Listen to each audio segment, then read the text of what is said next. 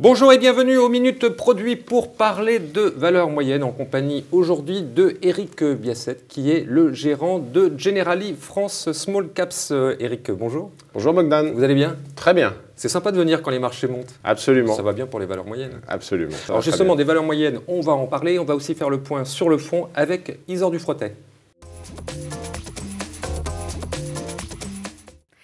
Bonjour Bogdan, alors tout va bien pour les valeurs moyennes depuis le début de l'année et cela malgré un contexte macroéconomique qui reste très difficile. Alors comment expliquer cet engouement des investisseurs? Eh bien pour beaucoup d'observateurs, la raison est simple. D'un côté, le potentiel de gain sur les obligations est désormais très faible et de l'autre, vous avez des entreprises qui se sont beaucoup restructurées ces dernières années et qui sont donc mieux armées pour encaisser les chocs. Et comme les liquidités restent abondantes, beaucoup d'investisseurs ont fini par admettre que la prise de risque action n'était finalement pas aussi importante que cela comparé à celle prise maintenant sur les obligations. Un nouvel état d'esprit qui profite aux OPCVM spécialisés et en particulier à Generali France Small Caps dont je vous rappelle les fondamentaux. C'est un fonds action éligible au PEA, majoritairement investi sur des petites et moyennes capitalisations françaises, comprise entre 50 millions et 5 milliards d'euros. La gestion de ce fonds se caractérise par une approche diversifiée, valeur par valeur, avec une nette prédilection pour les valeurs de croissance, leaders sur leur secteur ayant de fortes barrières à l'entrée. Et Generali France Small Caps, régulièrement récompensé, vient d'obtenir le label Excellence dans la catégorie Action France, petites et moyennes capitalisations pour sa régularité et ses performances sur les 5 dernières années décernées par Mieux Vivre Votre Argent. Voilà Bogdan.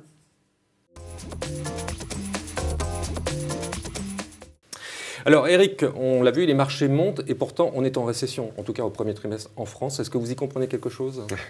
C'est vrai que ça ressemble à un paradoxe. En fait, il y a toujours un décalage entre l'économie et la bourse. Le meilleur exemple, c'est en 2009, donc économie noire. Et malgré ça, les marchés ont rebondi et notamment les valeurs moyennes ont gagné 40%. Alors depuis le début de l'année, on est dans une configuration équivalente puisque les entreprises font état d'un ralentissement. Certaines ont fait des profit warnings, des sales warnings. Et malgré ça, les marchés se sont appréciés significativement depuis le début de l'année. Le pire est passé, c'est le pari des investisseurs. C'est un pari. C'est votre pari aussi? Nous, on ne fait pas de pari, ni sur le marché, ni sur la bourse d'ailleurs. On fait un travail artisanal, de stock picking. Mais vous comprenez quelle monte là, actuellement?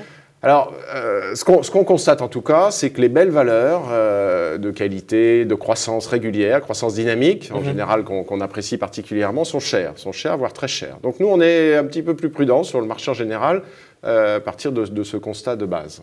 Mais alors, est-ce qu'il y a toujours des opportunités? Oui, alors ceci étant... Parce que si c'est cher, qu'est-ce qu'on peut acheter? Oui. Non, mais ceci étant, notre univers est extrêmement large. Il y a plus de 400 valeurs moyennes cotées à Paris. Ouais. Donc au sein de cet univers, il y a toujours des valeurs délaissées injustement. Et alors, quelles sont les principales valeurs de votre portefeuille? On a encore une poche GARP, les valeurs de croissance à valorisation raisonnable, donc un petit peu moins de croissance peut-être que celle dont on parlait tout à l'heure, mais il y en a un certain nombre, comme Altran, Ipsos. On a des valeurs, des recovery bien engagées, comme Ubisoft ou Téléperformance. On a des valeurs d'actifs décotées, comme Wendel ou Eurotunnel. Et on a aussi certaines valeurs un peu plus cycliques, faiblement valorisées, puisqu'elles sont plutôt délaissées en ce moment, comme Rexel. Alors, vous avez cité Altran, pourquoi? Oui.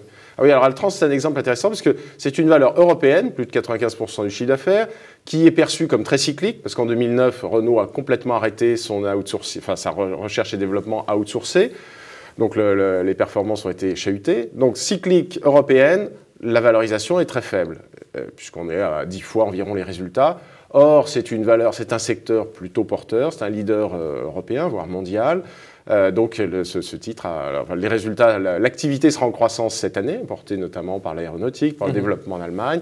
Donc ce titre a pleinement sa place dans notre portefeuille.